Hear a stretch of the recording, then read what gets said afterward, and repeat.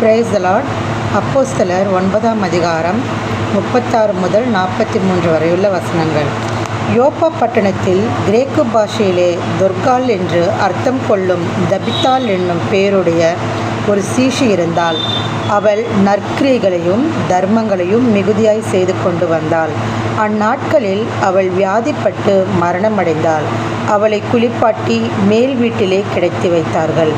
யோப்பா பட்டணம் லித்தா ஊருக்கு சமீபமானபடியினாலே பேதுரு அவ்விடத்தில் இருக்கிறார் என்று சீஷர்கள் கேள்விப்பட்டு தாமதமில்லாமல் தங்களிடத்தில் வரவேண்டும் என்று சொல்லும்படி 2 மனுஷரை அவனிடத்திற்கு அனுப்பினார்கள்.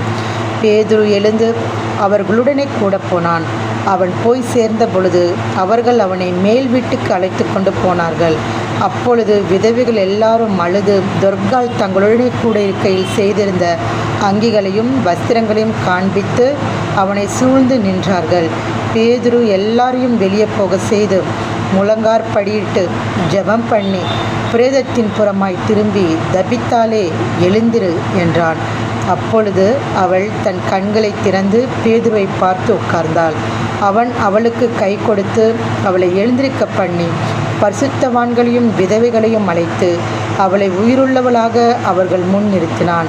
இது யோப்பா பட்டணம் எங்கும் தெரிய வந்தது. அப்பொழுது அநேகர் கர்த்தரிடத்தில் விசுவாசம் உள்ளவர்கள் ஆனார்கள். பின்பு அவன் யோப்பா பட்டணத்தில் தோல் பதடுகிறானாகிய சீமோன் என்னும் ஒருவனிடத்தில் அநேக நாள் தங்கியிருந்தான். ஆமேன்.